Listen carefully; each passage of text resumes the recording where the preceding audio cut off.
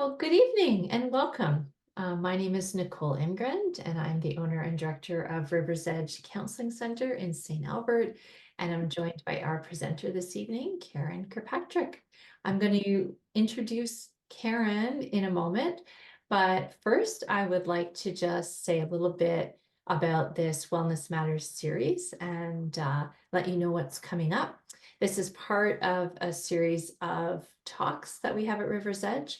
We've done, I think, over 120 of them now, some in person. We have about 80 of them or so that are webinars, and you can see the recordings of them on the blog page of our website. We have an amazing winter-spring lineup. This is the first of our winter-spring lineup this evening.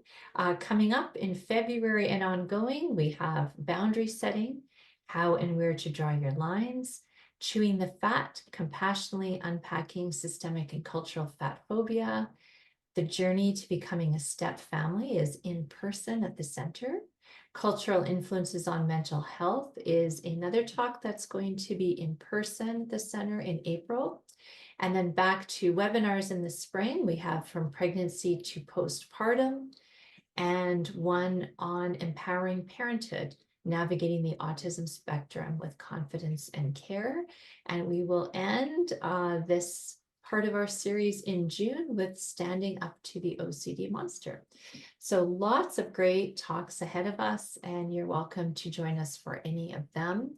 I also just want to let you know that we have launched the winter and spring programs at the center. If you go to the programs tab of our website, you'll see lots of amazing programs. One on embodied stress management, one for teens on teen wellness, a men's group that's coming up, a group called the Compassionate Road to Building Self-Esteem, some grief groups, talk on parenting through divorce, and a few other talks as well. There's too much to even just share, but lots of great stuff coming up. Some longer programs that might be 6 or 7 or 8 weeks long, and some single talks as well. So I hope you'll check those out. And for our talk this evening, Karen is a psychologist. She's been working at Rivers Edge for about 4 years, and she has worked in a number of different settings with families, couples, and adults, has lots of experience with youth as well. Karen is one of the most genuinely authentic, curious people I know. I think she is the definition of lifelong learning, and I'll give you a little snapshot of that in her intro here. Her work is generally attachment-based and trauma-informed, and she works with a number of different modalities, including CBT, solution-focused, EMDR, emotion-focused therapy, and accelerated resolution. She's done specialized training working with couples at the Gottman training. And in line with our talk this evening and what we're going to be learning from her, she's done some specialized training as a sex therapist as well. She's just completing certification as a sex therapist, and she's done training at both the University of Guelph and the University of Michigan, doing their intensive sex therapy programs as well. She practices from a health at every size, body trust, and non-diet approach. She has another talk that you can see on her web page on our site called Your Body is Not a Problem, an excellent talk that I recommend as well. She works with clients to help them heal their wounds, to recognize unhelpful patterns, and to build skills to cope with painful and overwhelming emotions and thoughts. She offers a different perspective to her client and facilitates learning and unlearning that they wish to explore. So an amazing therapist, an amazing presenter. I'm so glad that you're here with us tonight. I am going to turn it over to you, Karen. I just want to let people know that before I leave that the talk is being recorded so that we can put it on our website, but you as a participant are not being recorded and you don't have access to your mic or your camera, But you can make comments and ask questions that Karen can look at the end of her talk. You can use the Q&A or the chat to do that. I'll keep an eye on the chat in case there's any technical issues at all. And we'll go from there. I'll turn it over to you, Karen. Okay, thank you. Hi, everyone. Thanks for joining me on this cold evening. I guess it's entertainment, right? Something to learn while we're freezing. Okay, so here's some disclaimers first before we start. So sex is such a broad topic, and there's so many nuances and sex as in SECTS, not sex. Variations that I couldn't possibly cover them all. So this is pretty preliminary. This is to get your feet wet, to kind of have an idea of what to expect, where to go, what it's all about. My hope was to kind of demystify what sex therapy is and make it more likely that people would consider accessing it or be more comfortable bringing it up with their therapist. So that was my goal. If you wanted more in-depth subject matter on a very specific topic, then this is probably not the webinar that you were hoping for. It's more broad. Another disclaimer is that if I use the word normal, I just want everyone to be aware that anything under human sexuality is normal. It's just when it comes to research, a large majority of people may engage in this practice, or they're correlated with a large population. So that's what I mean. Okay, so without further ado, sorry, one more thing. I did not do a PowerPoint, so it's just going to be me talking. So sorry, sorry about that. Okay, so here, let's just start. Let's get into it. So first of all, like the title said, what is sex therapy? So it is just a specialization under psychotherapy. It's built on the foundation of talk therapy, where a wide array of topics and concerns are covered. And so what it does is it tries to identify and understand the psychological, emotional, physical, environmental, interpersonal, and spiritual factors that can be influencing a person and their partner or partners, like what's going on underneath. I like to think of therapy and sex therapy as almost like a jigsaw puzzle. And there's all these pieces that relate somehow, and we have to figure out how they're interacting with each other so that we can figure out how to best help you and figure out why this is a challenge at this particular time. So coming to sex therapy gives a dedicated, contained space to explore the needs, the wants, the desires that an individual or a couple might have. It also gives them an opportunity to talk about the concerns, experiences, worries, feelings that are around sex, their sex life, or their sexuality. In sex therapy, you talk about, your sex history, maybe past experiences that are influencing you in the present. We talk about what you've learned, how you've learned it, kind of try to uncover your attitudes and beliefs and values around sex and how those are playing into your current sex life. And then really try to understand what it is, what kind of sex life you want, how you want sex to be part of your world, your relationship, etc. And what we know from sex therapy is that having a satisfying sex life is highly correlated with overall well-being and health for many people.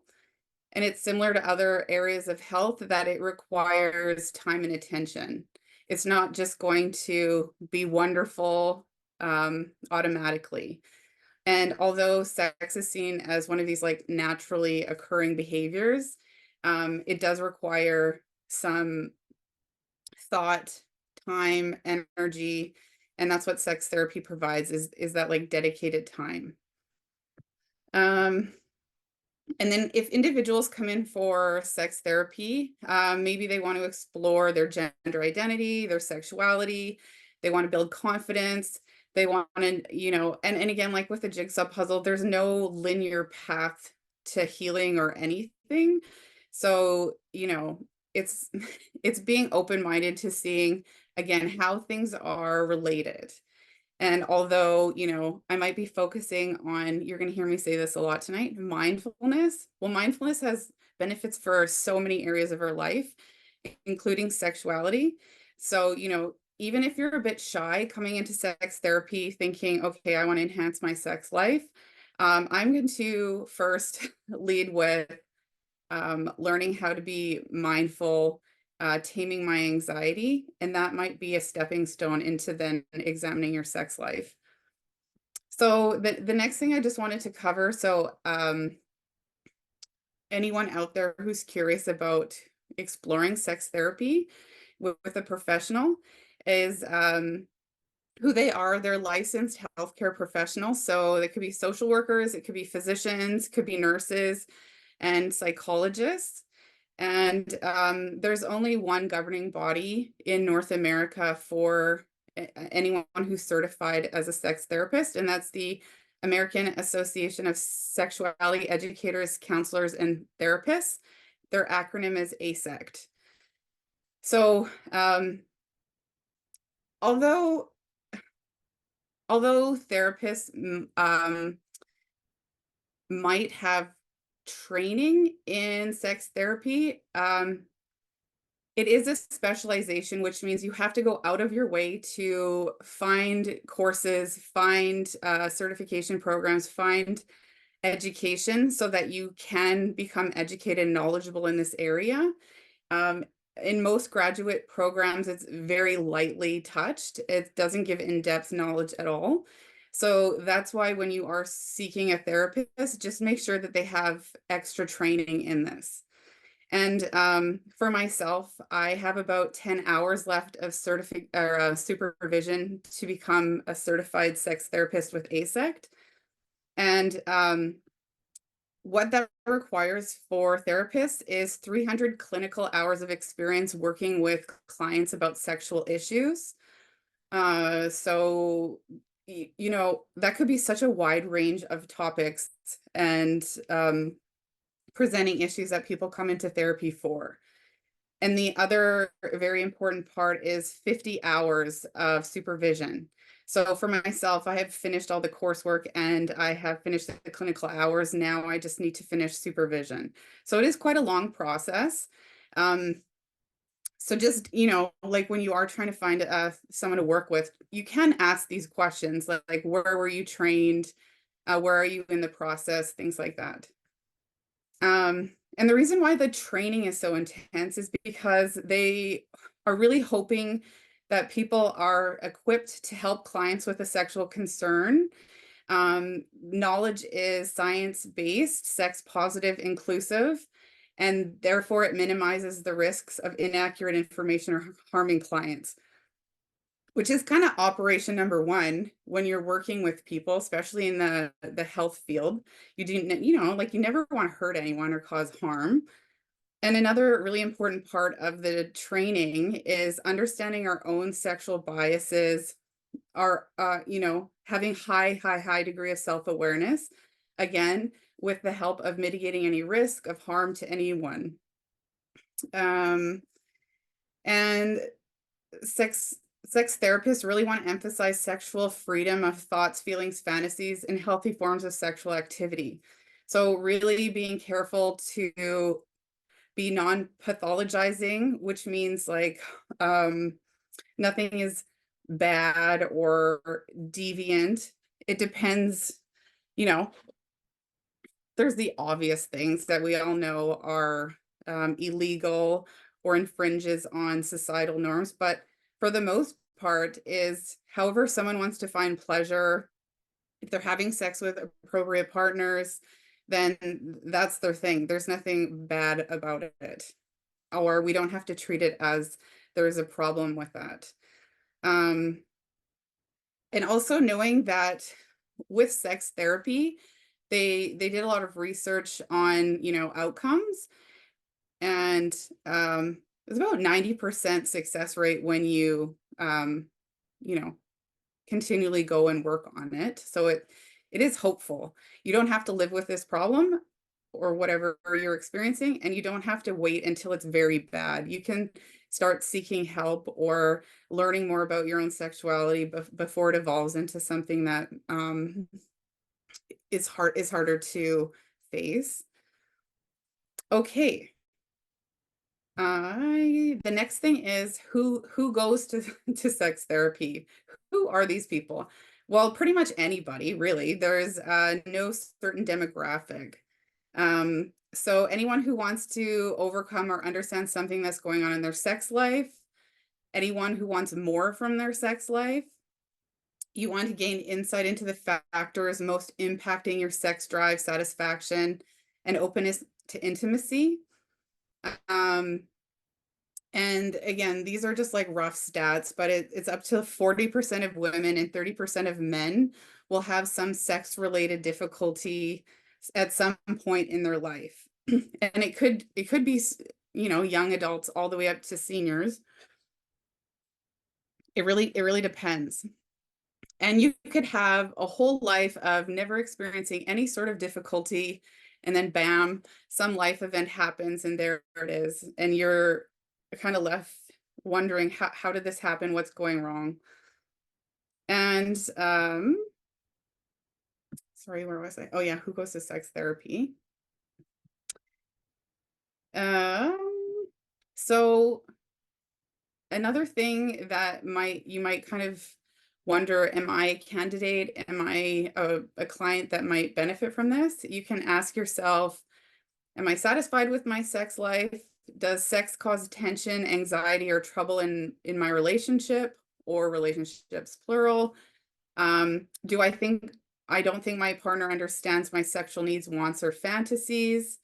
My sex life negatively impacts other aspects of my life, such as work or mental health, or even your work, mental health, or relationships. Yeah. My sex life causes me unhappiness, anxiety, or shame. I struggle with arousal, orgasm. I experience erectile dysfunction, pain during sex, or low desire. And like I said, so having in the beginning, what sex therapy is having a happy, functional sex life is a high contributor of quality of life, and it's highly associated with physical and mental well-being and relationship satisfaction. So it's a very important area, and even the World Health Organization has the 4 pillars of health, and sexual health is one of the 4 pillars. So it's sort of foundational for a lot of people. So again, when you come to the UK, so again, I live in this culture. I recognize that sex is still taboo and it still gets whispers and hushes, and there's a lot of embarrassment around it. So it can be quite vulnerable to even call someplace like River's Edge and say, hey, I want to talk to a sex therapist. It's like revealing yourself somehow. So the next part is just, what to expect. So maybe can help decrease some of the anxiety you might feel. And just so you know, anxiety when coming to talk about a sex related concern is so, again, using our normal, typical, to be expected. So just like any other therapy, you don't just go from 0 to 100. Like the first session, you get a sense of your therapist. You get, do I fit with them? Um, do I do I like their approach? Just getting that sense. And really the first couple of sessions is about building a relationship with your therapist, because it's going to be pretty hard to talk about one of the most intimate, vulnerable things in your life with someone who you don't get a very good feeling from or you don't trust. So again, That's kind of the downfall of finding a therapist is you do have to kind of sniff a few people out first to see if they're your cup of tea. And not everyone is, and that's okay. So again, first part is you meet the person, you start building a relationship, and it might be a little awkward. You kind of state why you're there. And again, for a lot of my sex therapy clients, it's with couples. So it's both of you. So even if, before you get to the therapist, you can kind of have an idea of things you want to cover. And just remember, as a sex therapist, with all the training, there's very few things, if any, that would be shocking or surprising. Um, and again, a lot of the concerns that are brought into therapy are very common. So you're not alone, and I might feel alone or alienating because you're shy or uncomfortable to talk about with other people. But just know that as a therapist, I understand that this is uncomfortable, can be awkward. Um, so, I'm going to be sensitive to that. We're going to go slow at your pace. And that's another big part is the consent. So, yeah, of course, I want to ask you questions because I want to understand, how I can help, what's going on, what's led us here. But if there's ever a question that you don't feel comfortable answering, you don't have to, right? It's not really, consent is so important. So if you're like, yeah, I'm not ready for that yet, circle back later, or I'll let you know when I am ready. That's great. That's perfect. Like I said before, there's not a linear path. There's so many other avenues to take. And again, I can only, or whatever therapist you're working with can only work with what you tell us. So if there's some big chunk that's, hasn't been disclosed or talked about, then it could affect treatment. Not to say that you have to disclose everything all at once, but keep in the back of your mind, hey, this is something that might be part of this. I do want to talk about this. Judge your readiness and then disclose it when you're ready. Because again, it's the puzzle pieces. It might be one of the puzzle pieces that fits it all together. Okay, so again, you come in, I ask you questions, we go through the consent form. So I ask you about your health, your sexual and relationship background, sex education. That's actually a very big component of sex therapy because as we know, there's tons of myths out there, and it's kind of like debunking those cultural myths and then getting into what your specific concerns are. So what else? Sorry. So what you need to consider. So during your first session, you want, like I said before, you want to make you feel comfortable and safe. Are they easy to talk to? Do they answer the questions? Even if you're stumbling on your words, do they help you find your words? And another thing that's really important is just with any other therapy, confidentiality is so important. And we are, very careful with making sure your privacy and confidentiality is protected. And again, sex therapists don't treat physical or medical conditions after sex with sex that affects sex function. So actually, before you come to a sex therapist, probably your first line of defense would be to go to your physician to just rule out any possible medical reasons for whatever you're dealing with. Just in case, you never know. The mind and body work together. Physiology can be affected by mental health and mental health by physiology. So they do kind of have a relationship there. And the frequency and length of sessions depend on what you're dealing with and how much you do outside of the therapy office. Again, with any other therapy, an hour is, it's good to get the ball rolling, but it's really what you do outside that makes a difference. And change usually takes time, and it's these moment by moment implications of the things that you're learning in therapy that leads to change. And so you will get homework assignments with a lot of sex therapy, because again, you have the theory and you have to apply it to your life in order to notice the changes, to see, oh yeah, this is what we were talking about. These are kind of the stumbling blocks. This is where I intervene for this particular problem.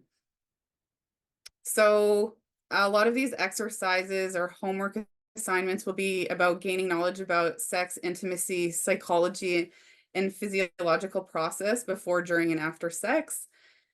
There's a great author he's a sex therapist as well, Ian Kerner. He wrote, I think, like 6 books, but a good one to kind of investigate your own sex life is Tell Me About the Last Time You Had Sex.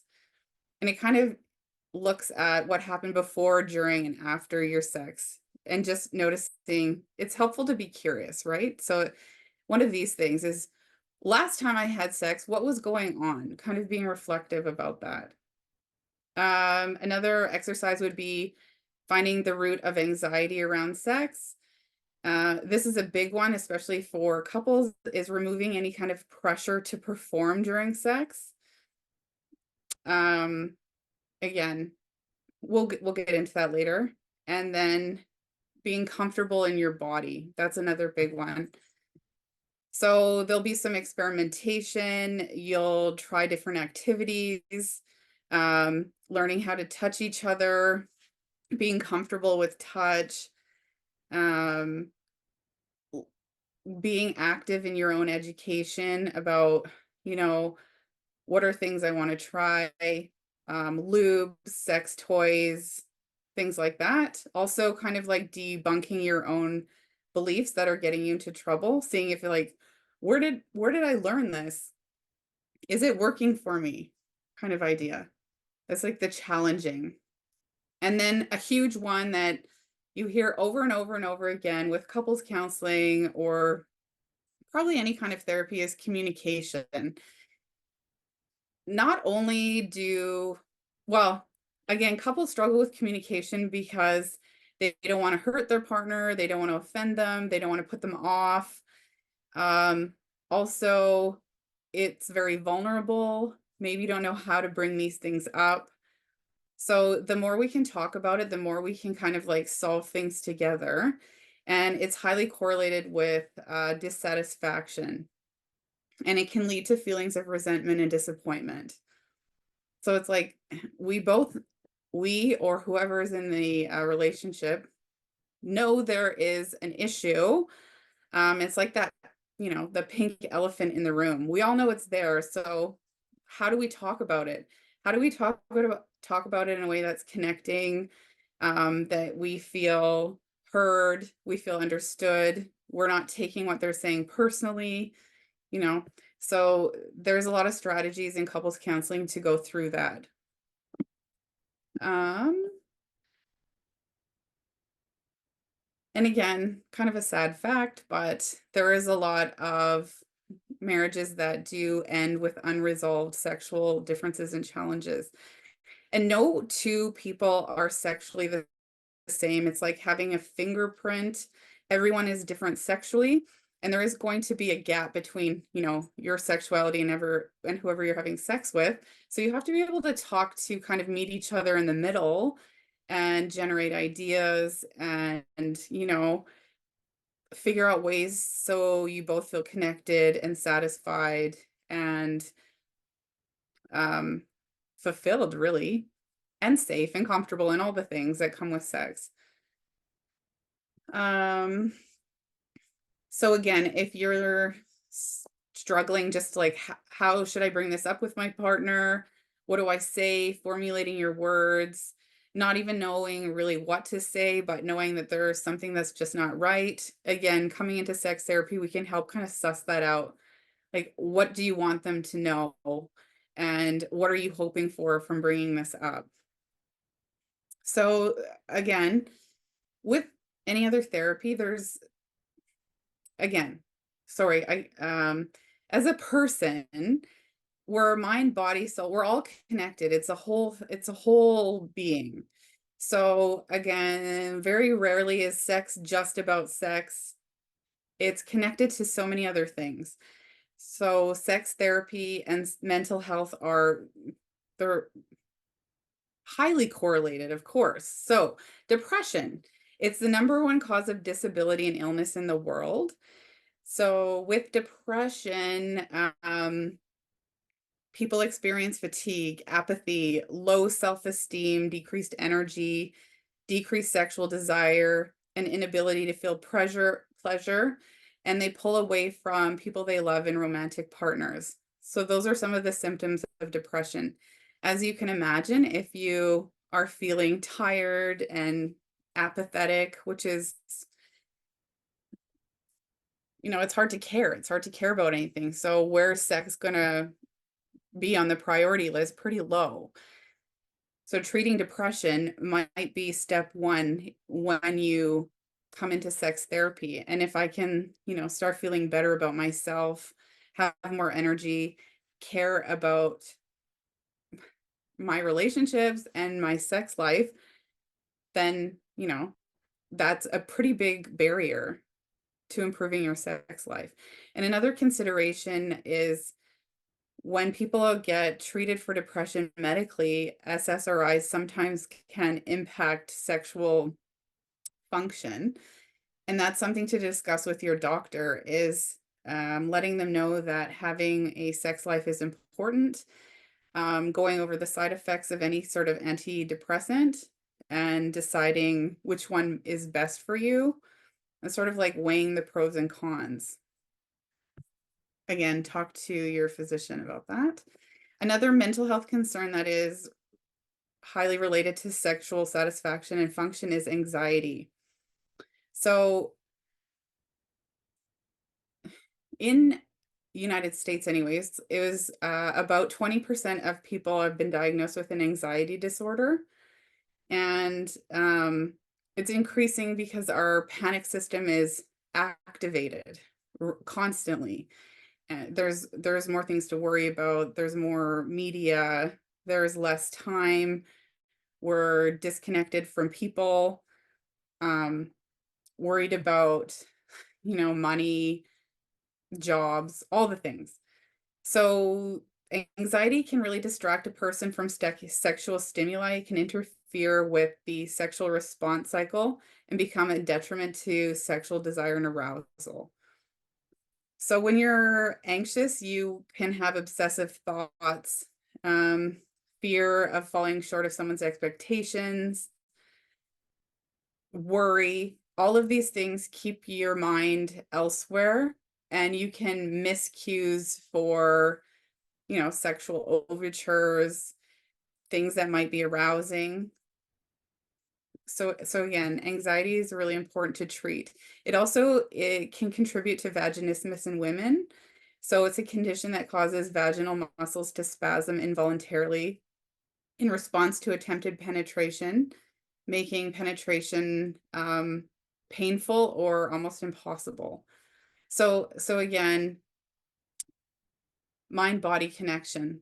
When you treat whatever the anxious thoughts, learning how this is playing into sexual functioning, you could have two birds, one stone. Decrease anxiety generally, and especially around sexuality.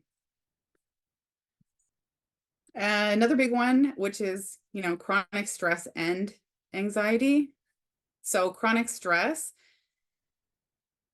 we hear burnout regularly now. And what's going on? Well, our brains can only pay attention to so many things at once, and we're being distracted all the time. Pings on your phone, kids needing you, emails, phone calls, like our attention is all over the place all of the time. And when you're always on the go, excuse me, and you always have things to do, your body can't decrease the cortisol. So you're always kind of have high levels of cortisol. And after a while with high levels of cortisol, it makes your stress system maladaptive.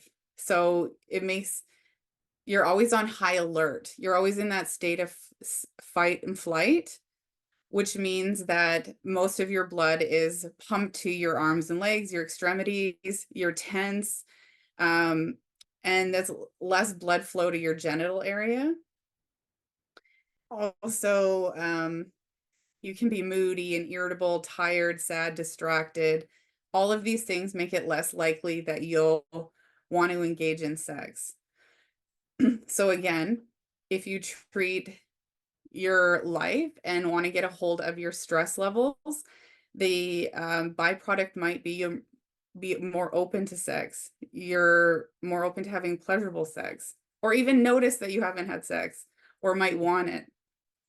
So other things that are mental health related that are super common are grief, guilt, low self-confidence, insecurity in the relationship generally, um, and body image. So body image is one of the biggest presenting or problems when it comes to sex function, sex satisfaction, sex concerns. Um, and as you know, outside of sex, it's a big problem and correlated with depression, eating disorders, anxiety. It keeps people avoidant of sex. They are shy of their bodies. Um, they're shy of their genitals. They think there's something wrong with the way they look. And it's hard to have good sex when you're watching yourself or so self-conscious about how you look when you are with your lover. So again, this is where mindfulness comes in because you want to be aware of what things feel like, where your mind is going, um, learning to love your body and also being highly skeptical of the messaging we get and the what we consume. So even when it comes to smells and how genitals look, it's always being curious about like, well, this is a product they're trying to sell me. So is there something actually wrong with me, or are people trying to make money off of my insecurity? And just being very skeptical of our consumerist society. Same with body image, what are the enhancements they want? They always want you to be thin. So diet culture, as we know, it's billions and billions of dollars. Ozempic is running wild now. So again, if you can improve your body image, again, very highly correlated with improving your sex life. You are more likely to experiment. You're more likely to try new things. You're more likely to notice what feels good and stop watching yourself. And again, this requires a conscious effort to appreciate your body, appreciate what it does for you, stop for a moment and think of the miracle that we are living here in our bodies and that we can experience all these things. Like it's possible, kind of mind blowing. And then finding people that are role models, people that seem very comfortable with themselves. They aren't ashamed. They're not trying to constantly change parts about themselves. There's so many resources on this and avenues to kind of improve your body image. I'd say operation one is figuring out what you're consuming and deciding, is that working for me? When it comes to genitals, it again is very common that people are self-conscious about their genitals and realizing that there is as many varieties as the stars in the sky. Excuse me, every person is totally different. Um, there's a website called OMG Yes, and this website is so great because it has real people demonstrating how to masturbate, how to touch themselves, and it's educational, and it gives you a real idea of what bodies look like that aren't in porn. Okay. And okay, sorry, I'm just skipping along. Next thing. Okay, this would be more of the just ideas, things to help enhance your sex life. And again, all of these suggestions were shown to help a lot of people, so they aren't specific to whatever difficulty or concern you might be having. They're just sort of good practice overall. Um, so there was a paper published in 2007, and it was looking at the reasons why people have sex, and it came up with 237 reasons for sex. And one of the reasons was the person was cold. Hey, valid reason, why not? So again, the reflective process is, why am I having sex? Why do I want to have sex? What am I hoping to get out of it? And there is no right or wrong answer here. The only thing I would caution is, are you having sex to avoid something bad, like emotional threat, physical threat? Is your safety at risk? And if it is, then that might be something you would want to talk to your therapist about. Because usually when you're feeling at risk or there's threats to your safety, there's some sort of abuse going on. So when reflecting is like, okay, am I having sex to avoid my partner being cold and grumpy with me? Or am I having sex because it's fun and pleasurable or whatever? But just, that's something that we will have to discuss. And unless of course it's harming you, there's no wrong reason to have sex. Um, so operation number one is, the longer people get together, again, sex isn't something that just is not automatic. You do have to work at it. I know I already said that, but I want to emphasize that one of the myths in our culture is that sex is spontaneous and it just happens. And Dr. Jess O'Reilly made a solid point of saying, no, think about when you met your partner early on, the dating process. Usually people go into some sort of meeting rituals like getting ready for a date, picking a restaurant, the flirting via text or on the call. All of that is arousing and can increase desire and arousal leading to sex. So there is some prep work even early on, which, when you're in a long relationship, same ideas apply, is we have to take time to prioritize sex. Think about the last time you were really turned on or had great sex. What was going on? Like I mentioned with the Ian Kerner book. And really defining, this isn't also a big one.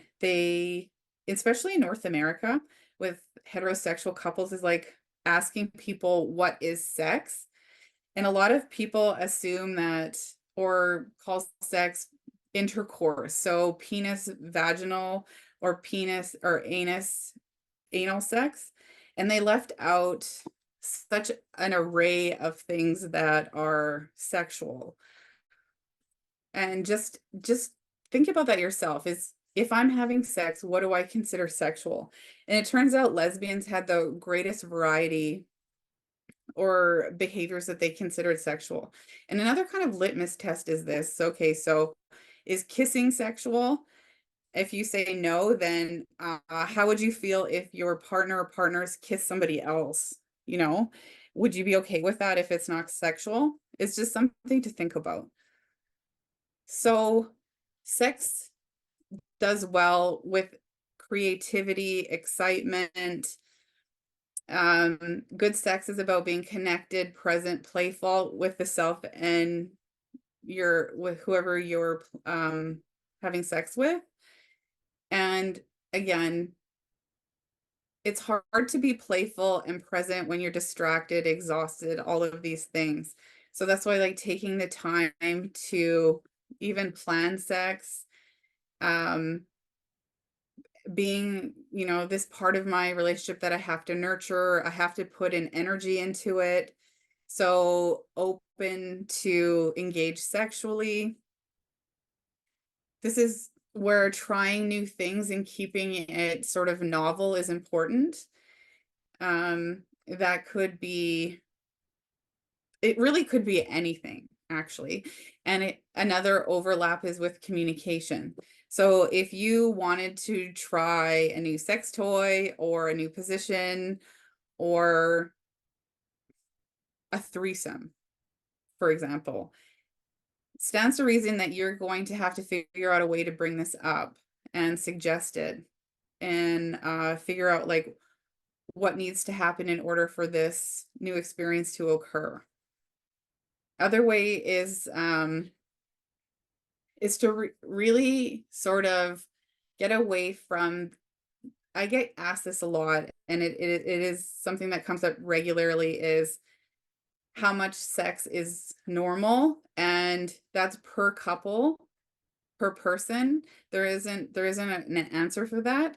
And to kind of get away from that measure of sex at all, because people, when they ask that, they're trying to figure out what this means about their sex life, and there's often comparison with others. So it isn't really about quantity, it's about quality. So remembering that I could have a lot of kind of like boring sex. Is that a real measure of anything? No. Or you could have less really great mind-blowing sex. So why do you want to have sex? How do you want to feel during sex? Um, what feelings do you need to be present in order to be in the mood for sex? Some people need to be really safe, some need to be excited, some need to feel embarrassed. Really, it's per person, but really thinking about yourself, how do I need to feel in order to be open to or engage in sex? And this is where the stress management comes in too. But there is a caveat there. Some people get very aroused when they are under stress, and they use sex to kind of regulate their emotions. So again, it's like per person. But back to what I'm saying, the enhancing your sex life, it is about making it a priority, putting in the effort, keeping it interesting. So trying new things. People get into a bit of a pattern and a routine, and it might work, and but again, you want to make it exciting. So getting arousal more on track. It could even just be, you know what, there's so many there's so many possibilities of what might make it exciting for some couples, that really sky's the limit. It could be watching even a regular movie in the movie theater and seeing some spicy scene. All right. So again, that's going to require discussing what you want to bring in, why, what the goal is, and it will require you to talk about what your comfort zone is and the importance of sort of getting out of your comfort zone. So if your partner is like, excuse me, I want to do role playing. Well, what does that entail? There's so many variations. Does that entail buying outfits? Does that entail having to act? Probably if it's role playing, but maybe you'll just be a passive character. Who knows? But again, all these elements that you can sort out. And that's the fun part. That's the creative part, is that you can make it whatever you want. There's no wrong answer. If you're both on board, you're both willing to come up with ideas and figure out what might be fun or tantalizing, who knows? And really important that sex it can have laughter, and it can be silly, and it can be full of jokes, and there's going to be mishaps that try as you might, it just might not go well. And to keep it light and fun, it's almost like going into the child's mind when they're in the playground, just running around, screaming. They weren't thinking about, how did I look? Or is this the right way to play? Or what's the outcome I'm have all they're doing is they're like immersed in play and pleasure, and that's really the goal of sex is like how can I feel so connected, so loved, so full of life and aliveness. And again, I don't know if I said this before, but in our culture, sex is highly thought to be about orgasms and especially male orgasms, and it's not complete unless someone has an orgasm. And that can really get us into trouble because it misses out, as they say, the journey and is just focused on the destination. But really all there's so much fun and pleasure that can happen without an orgasm. And for a lot of people, an orgasm isn't important. So something to consider. Even drawing pictures about something you fantasize could be, you know, create laughter, can make it light. Um, Having kind of like a sexual menu, things that you want to try, wondering what like your hard limits are, what your boundaries are, things that are like totally outside of your comfort zone, things that you've thought about or you're interested in, but you're scared and just wondering like, how could we bring this in? How can we create something a little, I don't know, that stretches us and grows us and keeps us interested. Okay. Um, um, well, another thing with the whole making it expansive and creative is the more sexual activities that you engage in, the more likely you are to have an orgasm. It's like bringing the body alive, um, taking more time, care, and energy to figure out how your partner likes to be touched, where they like to be touched, the texture, the pressure, the temperature, like all of these things. And that's very mindful is, you know, when you're engaging with them, notice how their body moves. Do they move towards you? Just things like that, where you're really in the process with them. You're not thinking about the grocery list or, I don't know, that you have to get your oil change in your car. It's paying attention to their body, building anticipation, um, even like teasing them, whatever. I could go on and on. There's so many options here. That's the good part about sex is that it's like boundless what you can do and what you consider sex. Um, all right. So physical, sexual, mental health, like I said before, they're highly related. So if you take care of your physical health and you're like, hey, I'm not comfortable yet going to sex therapy. Okay, well, I'm going to manage my anxiety. I'm going to manage my depression. I'm going to get my stress management system under control. And one of these things is physical health. So if you have better physical health, it's related to feeling better about yourself, having more energy, having better sleep, more blood flow in your body, which can also enhance arousal. So again, you're like, okay, I want more stamina. I want to be able to feel, more deeply. Then I'm going to focus on getting my exercise regimen in place. And you can do that with your partner too if you wanted. Like if it's like, okay, we want a better sex life. We know that we're kind of groggy, we're kind of like stressed out and irritable. Let's start incorporating walks into our life or going to the gym in the morning or whatever. Um, and then while you're having sex, so a really great book is called Come As You Are.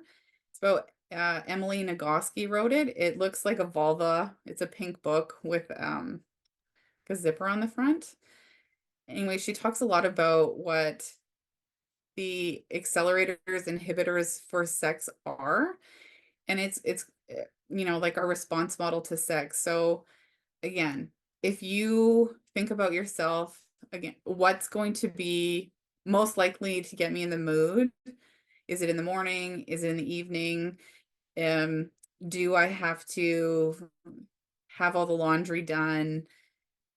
Can it be in a messy room? Can it be outside? It's just looking at what turns you on and turns you off. And then when you're in having, you're engaged with sex, is can I be present?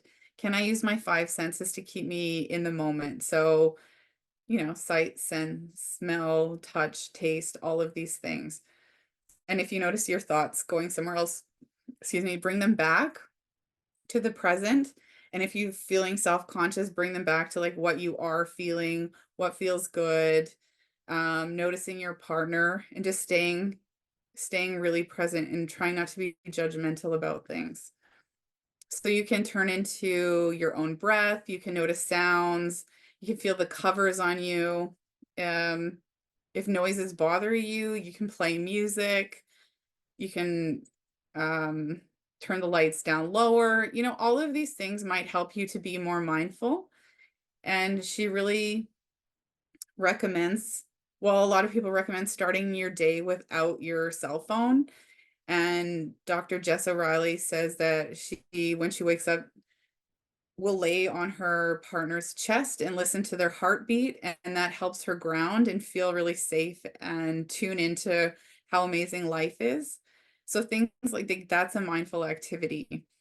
And there's so much research on how important it is to bring down cortisol levels, to increase satisfaction in life overall. So out of everything, when it comes to mental health, is always like really start with mindfulness practice. And there's a lot of resources out there. Um, and there's a lot of different ways of looking at how to incorporate this into your life. And it doesn't have to be extensive. It can be 10 to 15 minutes a day. But just that, being very focused attention, being present now and non-judgmental is linked to so many positive outcomes. Um, and like I said, go on YouTube. There's a lot of guided meditations. This, what is it? It's called, let me just pull it up. Sorry. Hmm. Oh, I have it. Anyways, I have a resource list that I can give, but it's healthier marriages, no, happiercouples.com. It's Dr. Jess O'Reilly, and she does a course on mindful sex. I think the price is $139 US. But yeah, happiercouples.com. So if that's something where you want to be in the moment with your partner, you want to be very aware of what feels good, you want to notice what feels good for them, you want to be able to soak in all of the things that are going on around you, then that might be a nice course for you to take with your partner or by yourself and in the privacy of your own home as kind of like a appetizer. And then this is a seems obvious, but it's really not, because when there's a desire discrepancy with couples, it turns into this negative cycle. And one of the first things to go is non-sexual touch. So just incorporating more affection and touch into your relationship. Again, this is where communication comes in, where you're saying, what kind of non-sexual touch do you like? Happy to do that. Hand holding has shown to decrease cortisol. More touching is linked to feeling bonded, feeling closer, relaxation. It even improves communication. Here's an example. I met my best friend in high school, and in biology, she loves her hair brushed. That's her favorite thing. So she would sit in front of me and she'd put her hand behind me on my desk, and I would just like tickle her arm all of class. And she just loves that. Like, that's her favorite. It's not sexual at all. It just feels good. So that's an example of non-sexual touch. And again, to improve the overall closeness in the relationship, that would be hugs, and the Gottmans recommend that too, is having these long hugs where you can actually feel the other person sort of deflate in your arms. We're sort of wired for um feeling what's a physical touch, closeness, flesh. We're humans after all. And to increase connection and sexual satisfaction is the spooning and cuddling after sex, like kind of in the afterglow. That's really recommended, is like don't just jump up and rush to do something else. Is just kind of just holding each other. And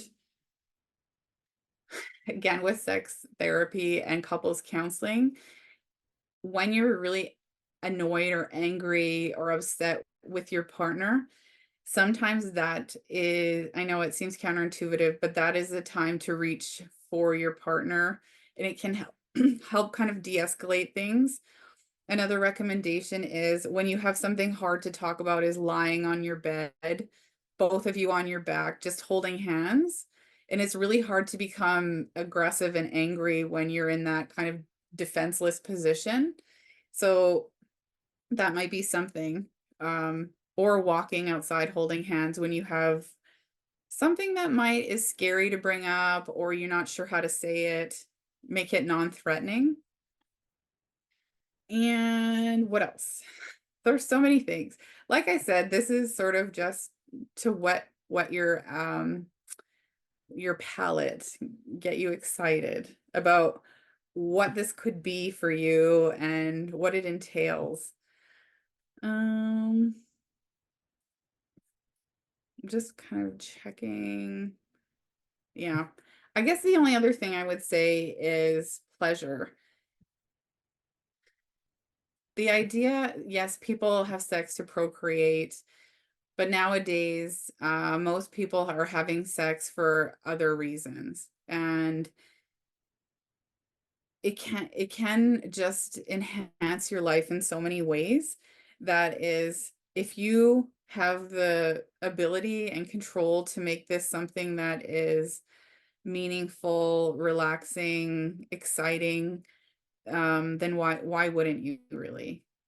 And there is a reason, of course, and we can get to the bottom of that. But just remember that all of these things, well, 90% of these things are treatable, and that you can really have the sex life that you want.